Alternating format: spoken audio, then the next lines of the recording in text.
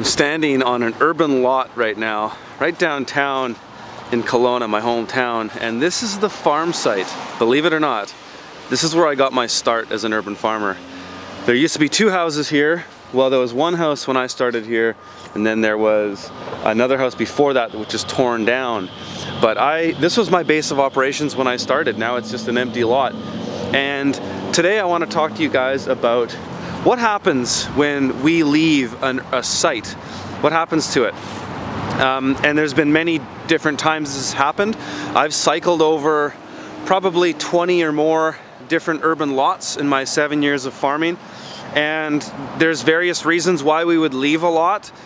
And there's various things that would happen to that lot after we farm it. So in this particular site, this was my base of operations for 4 years, actually 3 years, and then I had another one that was a bigger base of operations, but I still had this site.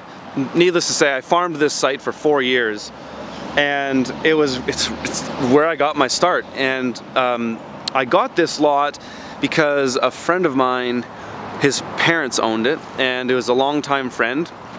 And on the extreme generosity of his parents, they allowed me to farm this site for 4 years. And so I guess from their perspective, it was good to have me here in the sense that the house that was here was a rental, and they had to constantly pay maintenance fees to have somebody come and mow the lawns and keep the weeds down and stuff like that. So it was a cost center for them. And when they heard about what I wanted to do, farming on yards, they thought, hey, maybe it's a win-win. We can have him here, he can take care of the property, we can keep the renters in the house, and we'll get some vegetables every week. And that was the deal. So when this place started, there was a garage there. That's what I rented that garage for 300 bucks a month. It was probably 400 square feet. And I grew microgreens in there. It was my nursery. And I also had a little nursery greenhouse here. There was a concrete pad over here. And so that's where I started all of my springtime crops and stuff like that. And later in the season I would have microgreens in there as well. But this is where it all started. It's kind of surreal to see it like this. So the whole thing kind of fell apart about in my 4th year because they wanted to sell the lot, and by the looks of it, it's still for sale. But they wanted to sell the lot, and I think they took the house out of here, and it was a heritage home, so they probably moved it somewhere else. So I had to go, but that's kind of how it goes. I had to leave and figure something else out. At that point, in going into my 5th year, that's where I had made my home now, my base of operations, though I was still renting it at the time. So, here's one example of what happens to an urban farm once the farm is gone. It basically, it might turn into development. In this case, that's certainly what the plan is. It looks like there's a big development plan on the for sale sign here. Oftentimes, I turn it over and reseed lawn back to new owners. In most cases, when I've left urban farm sites, it's because the property sold and there was new plans for it. In some cases, very few cases, I wanted to leave. Maybe the site wasn't as good as I thought it was. There was some neighborhood issues. Maybe there was, too much exposure, dogs coming into the property, wasn't enough protection from the immediate area. That didn't happen that often, but it certainly had. And in those cases, what I often did was I just made a garden for them. I would just plow up the yard, form out some beds, and basically get them back to square one where I would have been. And in maybe 1 or 2 of those cases, those people went on to be really good gardeners themselves. In most cases, not so much. The garden kind of just ends up in disarray, and then it just turns into a pile of weeds, and then eventually back to a lawn because they don't want to manage the garden. Most people don't want a garden. It sucks to say, it's really sad, but most people don't give a crap about farming. And this is why I think urban farmers have such an important role to play in greening the suburbs or greening the urban areas, is because community gardens, I've toured around, I've seen community gardens all over North America, and most of them are weedy. And there's many reasons for that. The reasons aren't important. The fact is, it's just what I've seen. And I think it's kind of sad. At the same time, I think this is where urban farmers play a really important role, is because an urban farmer can get in there, they have skin in the game. They have an incentive to make that site productive because they're going to make a living on it. whereas community gardens, it's not so much. You know, you have a little 10 by 10 garden and you grow a few veggies here and there, but it's not so important to your livelihood that you just don't have the incentive to really hustle and make it productive. Though there certainly are individuals that do that, and I've definitely met them around the world, but by and large, community gardens aren't really that productive from what I've seen. So urban farmers really have an important role to play there. So this is, you know, this is surreal. I was driving by and I saw this, and so I thought I'd pop in and just talk about this a little bit.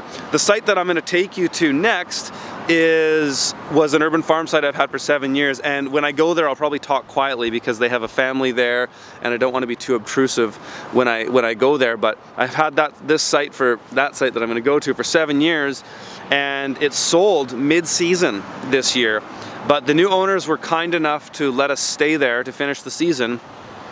But the logistics of it now don't really make as much sense for us because the new owners, it's a different vibe, and we don't have the same amount of privacy that we did there before, and so whenever we're showing up, we're invading on their privacy because their kids are in the back and stuff, and so it's just time to move off that site. And you know, this is the nature of the way I farm. I turn plots over and we move on to somewhere else. We don't really have places where we can stay forever or really long periods of time, except my house, of course. I own that land, and this is one of the major disadvantages to being an urban farmer, is that you are going to be somewhat nomadic.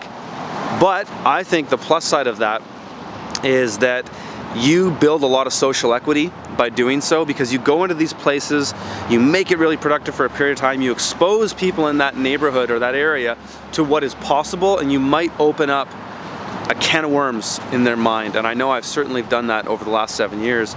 But you know, you have to kind of just let go of the fact that, look, I put all these inputs into this soil, I made it so much better, and it might just end up being a lawn. Yeah, that sucks.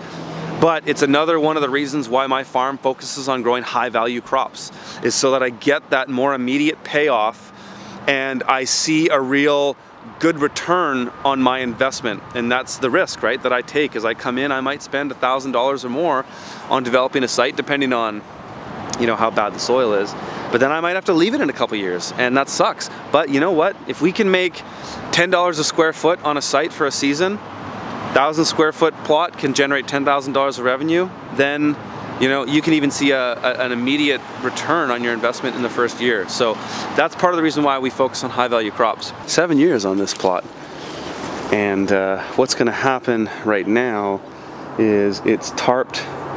We've got some beets that we'll pull out of here, but we'll more or less leave it for the winter. It's too late to plow it up and turn it over now. It's early November, so not much we can do. There's nothing else to get except these beets, and then what we'll do is we'll just pull the rest of the tarps over to cover it up. We'll pull out the irrigation, and then we'll pretty much just leave it for the winter, and then probably by February we can come in here, pull the tarps off, plow it up for them, and then they can do whatever they want, like seed grass, or maybe the new owners will want to have a garden for themselves or whatever. We usually try to accommodate as best as we can to make it easier for them.